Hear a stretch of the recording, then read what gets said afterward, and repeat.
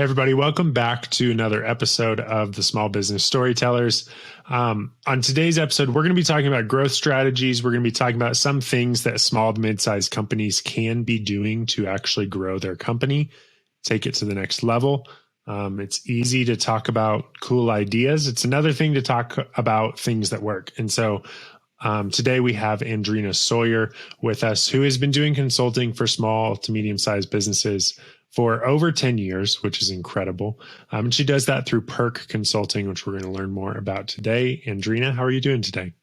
I'm doing well, Seth. Thank you so much for having me on. Absolutely. It's really great to have you on the show. I asked you this before we hit record, but when somebody walks up to you and you just met them and they say, Andrena, what do you do? How do you answer that question? We help small businesses grow. My passion is strategic planning. And so with P.E.R.K Consulting, we offer strategic planning support, capacity building, and some business development support to emerging entrepreneurs, and then those that are a little bit more established, small and medium-sized enterprises. Yeah, that's great. And you told me you've been doing this for 11 years. Take me back to the beginning. How did this, tell me about your first client, the first person that paid you some sort of compensation, whether it was money or trade or something. Like, what was that first client like, and what were you doing for them 11 years ago? It was so exciting. So I was working with a nonprofit, and they were more interested in capacity building. They were working with mostly volunteers. That was their workforce. And they needed a way to automate their systems with their volunteers so that productivity would increase. Didn't have a lot of room in their budget for overhead expenses with salaries, so they could not hire staff. So a lot of the work that they were doing was largely dependent on how efficient their volunteers could be. So they brought me on. It was an organization in Silver Spring, Maryland, that worked with asylees and refugees from Africa, which I'm passionate about, that community, because I am one. And so I came in and I just wanted to impress. I was a new entrepreneur. And I was excited that they were paying me, but I really just wanted to leave an impression because I knew that I could leverage good work with them and turn it over to get more clients. That's awesome. And how were there kind of a couple different phases over the last 11 years that kind of got you to where you are now? I know some people call them pivots, some evolutions. Usually there's a couple different kind of key moments in a business's journey. So from that first project to now, what were some of those kind of key transitions for you? Yeah, so we have pivoted quite a few times, most recently, of course, being with COVID. We've changed slightly our service model. So when we started, we were only working with nonprofits because that's my background is in nonprofit management. Since then, we have evolved to start working with for-profits. So there are actually 3 segments of clients that we work with. So that was one way that we pivoted. We also pivoted in terms of the services that we offered. So when we started, it was strategic planning only. And then we realized that, you can't really support people with strategic planning if they don't have the capacity to support the strategic plan. And the vision then became, how do we become a one-stop shop so that we don't just give people products that they can't use and they end up being shelved. They waste their resources. We've wasted our time. And so we transitioned to make sure that our service provision model and our product provision model reflected the fact that we wanted to be with people from start to end for as long as necessary until they did not need us anymore. So we did pivot. Again, most recently with COVID, we went from doing large capacity building services like workshops and trainings in person in different cities to now doing everything virtually to support our clients. Yeah, I think it's really fascinating to see what pivots everybody made over the last few years. It seems like nobody went through the last couple of years unscathed or unchanged. It seems like everybody changed something or adjusted something or innovated something. You've mentioned the word capacity building a couple of times, and I think that's really interesting. I'd love to dive more into that. Is that something that you work with more on the small business side or more on the nonprofit side? Both. We're finding that capacity building is something that nonprofits and for-profits need. And usually the limitation on both ends is finances.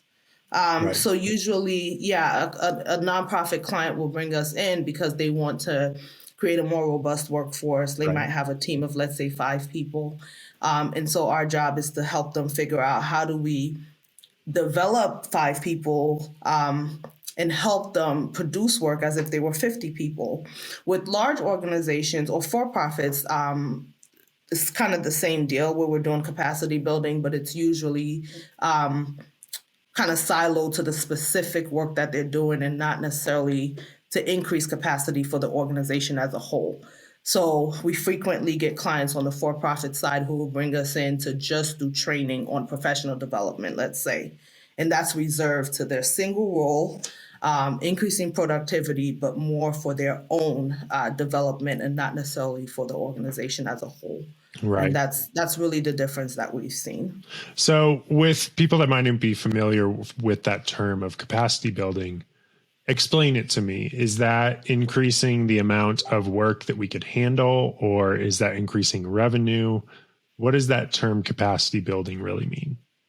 It's increasing our ability or the organization's ability to do better work. So sometimes that looks like training people to do their job better. Sometimes that looks like training the key decision makers in the organization to take on more people to produce more work. But it's essentially developing key people to do better work. And that's why I wanted to kind of differentiate between usually what it looks like for for-profits and nonprofits, because our typical client is very small. So with a nonprofit, we're looking at less than 10 staff. But those individuals have to produce work as if, they're a team of 100 people. And so our job is efficiency, it's productivity, it's bottom line driven. With a for-profit that might have a staff of, let's say, 25 to 50 people, capacity building looks different for them. It looks like sometimes leadership development. It looks like just efficiency sometimes, and not necessarily kind of the breadth of their capacity to do the work, but more efficiency. Right. So, on the small business side, what are some signs or some indicators that small businesses should probably be thinking more about capacity building and should maybe whether it's bringing in a consultant or investing in different resources?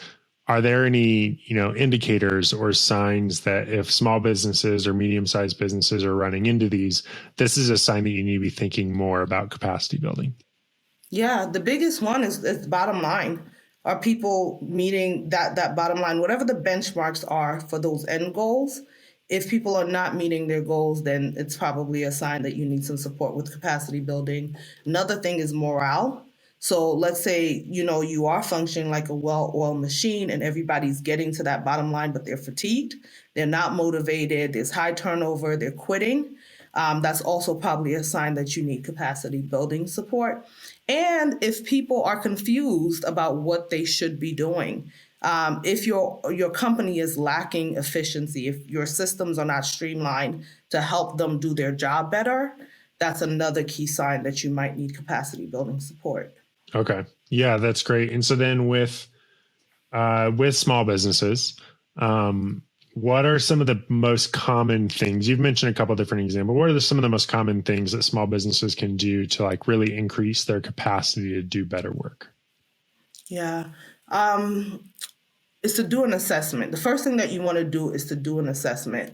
The first things that we do when we come in to do capacity building is to just do a simple SWOT analysis with the organization. So we do an assessment of their current capacity, what the end goals are, and then we do that SWOT, which looks at the organization's strengths, weaknesses, opportunities, and threats. Whatever it is that's in that strengths quadrant for the organization, we want to leverage that for the purposes of capacity building. Whatever the weaknesses are, we want to tackle that. So if there is a gap in productivity, if there is a gap in the way that people are working, we want to figure out why that is. If it's an interim problem, then we figure out and do some troubleshooting to find solutions for that. If we find that it's kind of a reoccurring issue or systemic issue, then we need to kind of dig deep. Sometimes that means looking at the culture of the organization.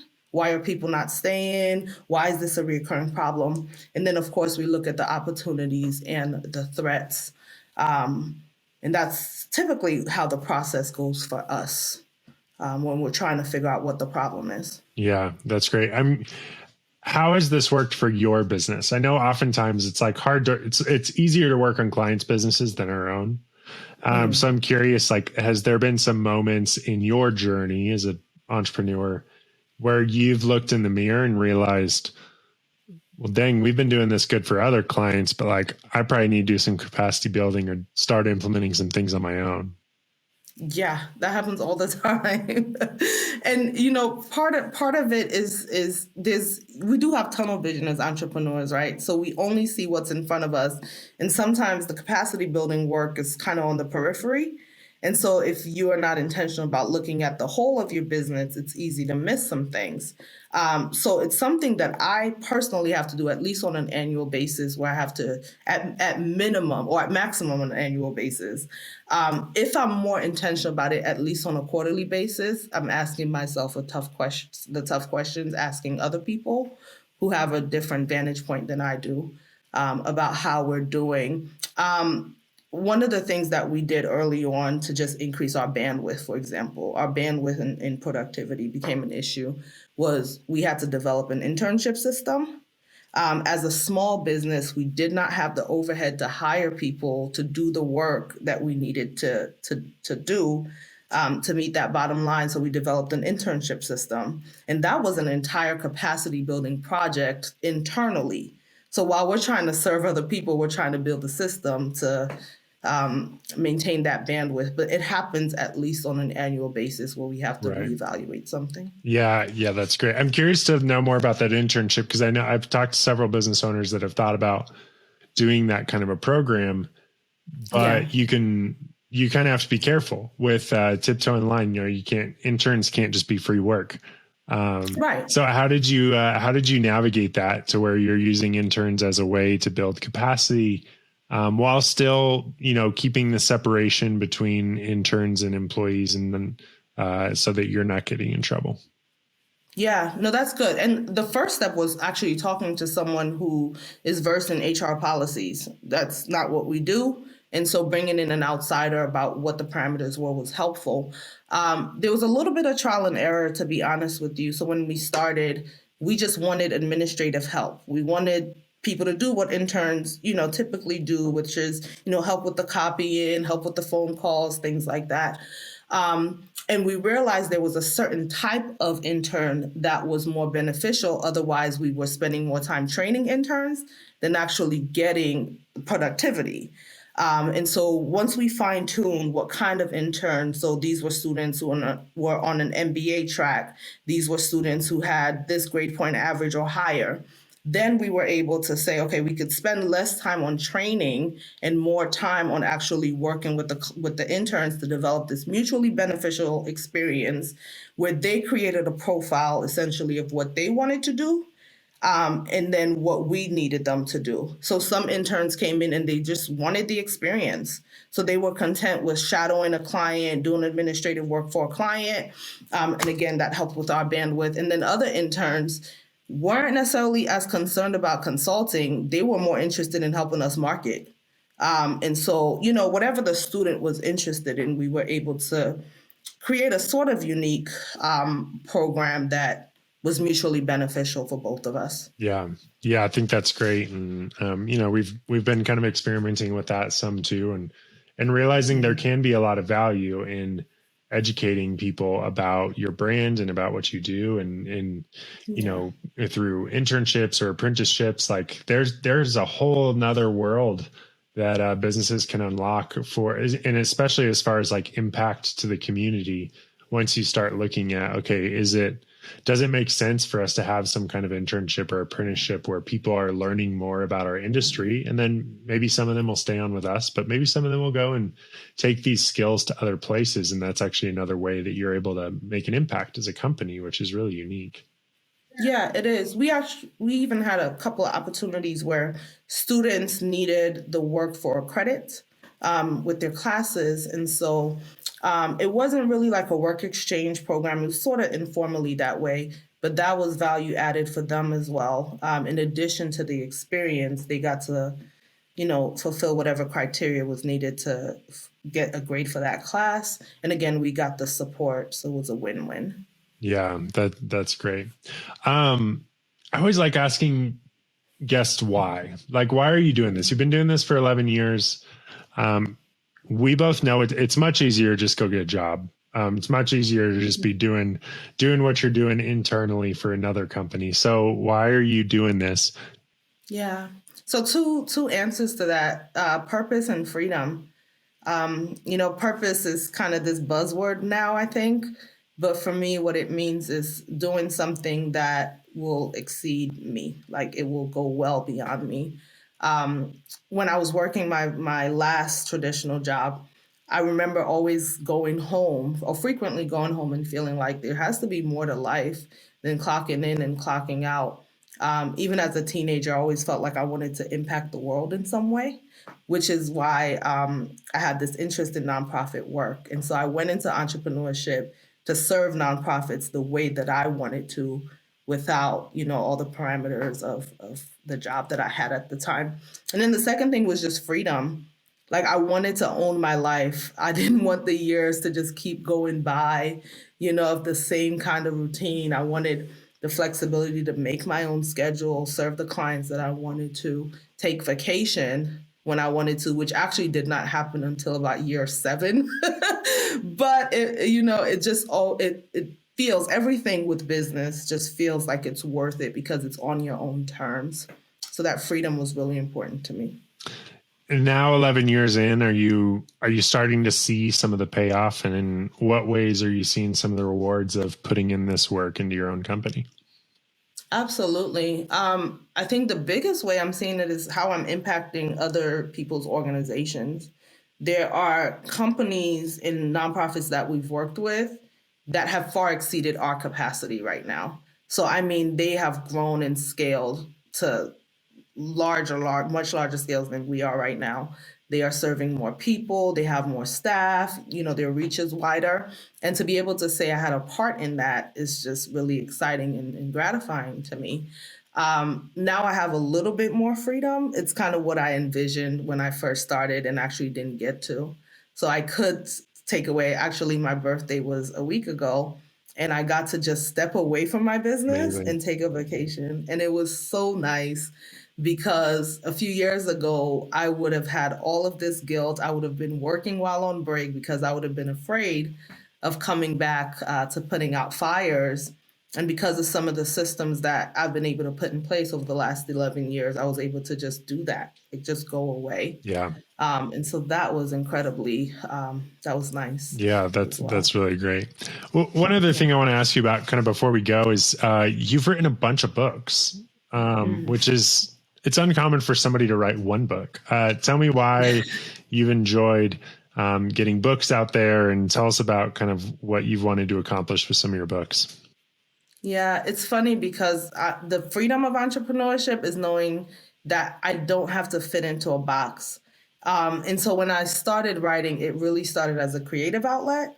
It had absolutely nothing to do with the business. And now that I look back at it, I think I could have been a little bit more intentional about, writing books to add to our revenue streams, but it started off strictly as a creative outlet.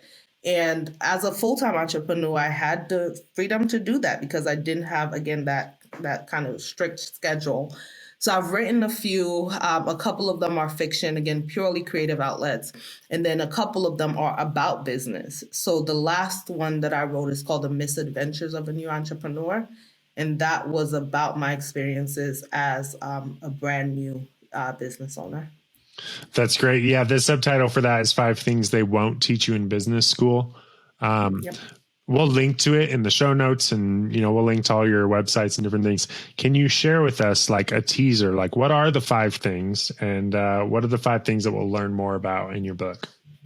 Yeah, so you'll learn about how entrepreneurship affects you emotionally, how it affects you socially, physically, of course, financially. And then for me, spiritually was a big piece of it. And again, that ties back to that purpose kind of core that I have. But those are the 5 things. So I talk about the things that you won't see on Instagram, for example. I was misled into believing that Instagram following and Facebook following meant that I was succeeding in business, only to realize that you could amass all of these followers and not be converting to actual sales. So I talk about how I went from kind of that superficial understanding of what success looked like to actually pouring into my business emotionally, some of the things that happened to me physically. The stress of entrepreneurship, I kind of gained a lot of weight those first few years because of the stress and the depression and all the stuff that comes with it that you can't quite explain to other people, and how to make sure that you're managing and creating a foundation of a good work-life balance for yourself, because it ultimately affects the business. It affects your team if you're leading a team. It affects your clients, and the quality of work that you do for them. So that's what the book is about. It's the truth about the experience that we don't always see because it looks so glamorous and quick on social media. That's great. Yeah, I'll check it out. And again, we'll link to those resources in the show notes below. As we bring this to a close, who is the right person to get in touch with you, and how can they get in touch with you? Yeah, so two types of people. If you are an emerging entrepreneur, meaning that you have an idea that you're kind of toying with, but you don't really know what to do, please come talk to me. I'd love to help you set up a foundation. If you are someone who's been operational for a while, but again, you feel like you are limited, whether by finances or you just don't have a good operational strategy, or capacity, it's the buzzword that we keep throwing around. I'd love to work with you. So you've been around, but you're not seeing the growth like you think you can. You're not scaling as efficiently or strategically as you think you could. I'd love to have a conversation with you as well. Wonderful. And where's the best place for people to get in touch with you? Directly on our website, PERK, P-E-R-K, consulting.net, not .com. And there you can find all of our social handles as well to connect with us there. It's been a pleasure. And yeah, to start thinking about capacity building and what things we can be doing. And I know that'll definitely be something I'm thinking about more for my business. So we really appreciate you coming on the show, and hope that you have a wonderful day. Thank you. You too. Absolutely.